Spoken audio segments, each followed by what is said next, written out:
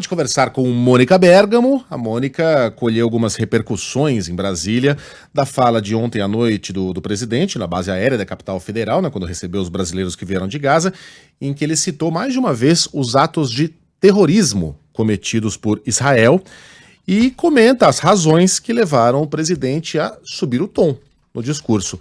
E aí, Mônica, como é que estão essas repercussões? Conta pra gente, bom dia.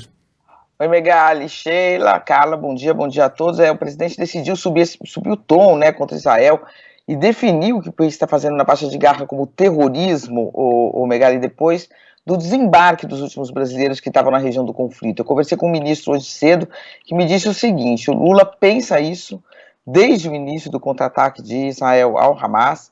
Ele usava palavras fortes, já vinha usando palavras fortes para definir o conflito, né, como massacre, genocídio, mas ele se preocupava também com o efeito que as palavras teriam nas negociações para a repatriação dos brasileiros que estavam ainda em Gaza. Então, depois que os brasileiros saíram de lá, saíram tanto de Israel, chegaram todos logo no começo do conflito, mais de 1.400 que estavam em Israel, a maioria dos brasileiros que quis voltar estava em Israel, chegaram, né? Depois chegaram os da Cisjordânia, enfim, os de Gaza ontem, o último voo dessa etapa aí, dessa operação de volta para casa, e ele se sentiu mais à vontade para dizer, segundo esse ministro, para dizer o que ele pensa, para usar as palavras que ele entende serem as que melhor definem os atos de Israel no conflito. Ele tem recebido, segundo esse ministro, relatórios diários sobre morte de crianças, sobre as condições em que as pessoas estão vivendo em Gaza. A presença dos brasileiros lá intensificou isso, né, Megali? Porque eles mandavam, faziam vídeos, falavam que estavam sem água, que estavam sem comida, que a casa deles foi bombardeada, que estavam sem casa, estavam sem ter para onde ir, a única esperança era vir para o Brasil. Então, segundo esse ministro, o presidente da República fica muito sensibilizado com o que segue ocorrendo na faixa de Gaza. Ele, segundo esse ministro, ele também acha e diz e acredita que o Hamas fez algo que é inadmissível e que ele toma cuidado de, em todas as vezes, repetir que o Hamas é terrorista, que o Hamas praticou um ato de terrorismo, mas que isso não significaria que Israel ganhou licença para fazer o que quiser na guerra, que mesmo uma guerra tem regras, né? Segundo esse ministro, o pensamento do governo é o de que existe Estado moderno justamente para isso, para que os responsáveis por crimes como os integrantes do Hamas sejam identificados, punidos, julgados, mesmo em uma guerra, por mais difícil que isso seja, por mais demorado que isso seja, mas que o crime deles não pode resultar em uma punição coletiva para todos os palestinos que estão em Gaza. Então essa é aí o Lula subindo o tom depois da chegada dos brasileiros, né? Não que ele tenha deixado de criticar Israel, ele usou palavras igualmente fortes, né, Megali? Genocídio é uma palavra muito forte para se referir ao que está acontecendo lá. Ele usou essa palavra, o presidente da Colômbia usou essa palavra, o presidente do Chile não usou essa palavra, né? Foi mais contido no uso das palavras, mas agora o Lula, eu creio que usou a palavra de maior peso que ele poderia encontrar para se referir a Israel, gerando, né, Megali, gerando protestos aí, protestos de entidades israelitas que representam a Confederação Israelita Brasileira, do Brasil, enfim, a CONIB, fizeram notas aí repudiando o uso dessas palavras e a equivalência que eles acreditam que o Lula está fazendo entre Hamas e Israel. Mas o fato é que o Lula não só fez uma fala ontem, como repetiu com maior veemência à noite diante dos brasileiros que chegavam de Gaza, Megali. Essa cobertura é uma cobertura difícil, ela é extenuante, ela é estressante, porque a gente percebe, né, Mônica? Eu não sei se você tem um hábito de ler os comentários das reportagens, se não tem, ótimo para você, mas se tem, você deve ter percebido o quanto isso mexe com as pessoas, né? O quanto elas têm opiniões apaixonadas e muitas vezes maniqueístas e simplistas a respeito do que está acontecendo naquela região. Nós temos algumas premissas, né? E eu sempre digo quais são. O ataque foi terrorista, Hamas é um grupo terrorista, Israel tem o direito de se defender. Eu vou além, eu digo que tem o dever civilizatório de se defender do que aconteceu, mas a defesa precisa respeitar as leis internacionais e os tratados assinados pelo próprio Estado de Israel. Ah, mas como é que faz? Bom, eu não sei como é que faz. Eu não sou chefe das forças de defesa, não sou chefe do serviço secreto, não tenho essa expertise. Se alguém tem, são eles, né? Para você combater um grupo terrorista com o mínimo de baixas civis, né? O mínimo de baixas civis. Não quer dizer que elas não vão existir. Infelizmente, em guerra é o que acontece. E a gente precisa partir de algumas premissas, né, Mônica? Algumas premissas civilizatórias mesmo. O que é um ato terrorista? Né? A gente pode chamar o que Israel tá cometendo de terrorismo de Estado?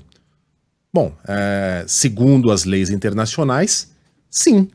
Os corredores humanitários não foram abertos, as pessoas são feitas prisioneiras, civis, são feitos prisioneiros dentro de Gaza, eles vão liberando a saída de alguns estrangeiros, veja que para os brasileiros demorou mais de uma semana, mas não permitem, por exemplo, a saída de crianças e mulheres palestinas. Então, tudo isso configura crime de guerra. Portanto, crimes de guerra a gente pode, com alguma segurança, chamar sim de terrorismo de Estado.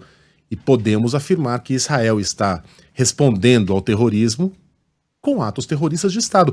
Isso não é ser anti-Israel, isso não é ser anti-sionista, isso não é anti-nada. É você chamar as coisas pelos nomes que elas têm.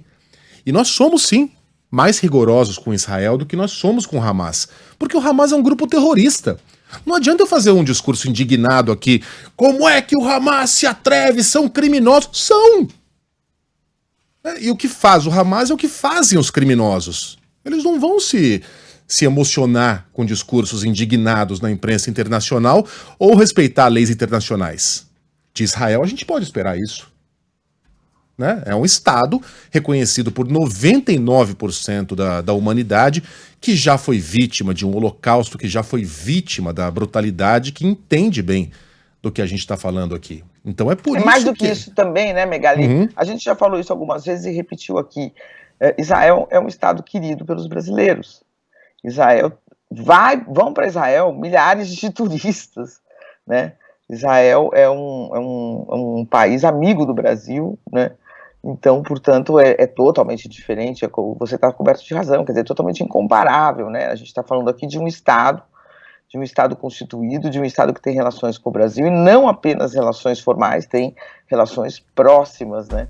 É um país admirável, Mônica. Brasileiros, né? Pode variar a proximidade do governo do Netanyahu com o presidente Bolsonaro e com o presidente Lula, podemos até discutir isso. Isso nem tem maior importância no sentido do que os brasileiros sentem, né, por Israel, e muitos brasileiros amam Israel e vão a Israel, não só judeus, não só evangélicos, muitos brasileiros vão a Israel para fazer turismo, para conhecer, têm admiração, aplaudem Israel em diversos aspectos.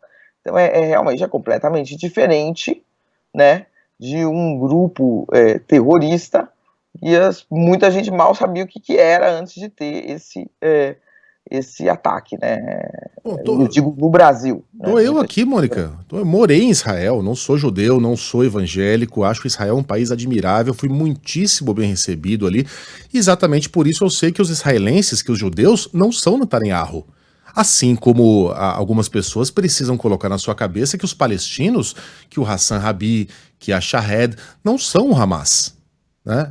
A gente está falando de coisas diferentes, então não esperem encontrar aqui na Band News FM, não, acho que eu posso dizer, em horário nenhum, opiniões como os judeus têm de ser varridos do mapa, o Estado Israel é um Estado genocida e nazista, não é.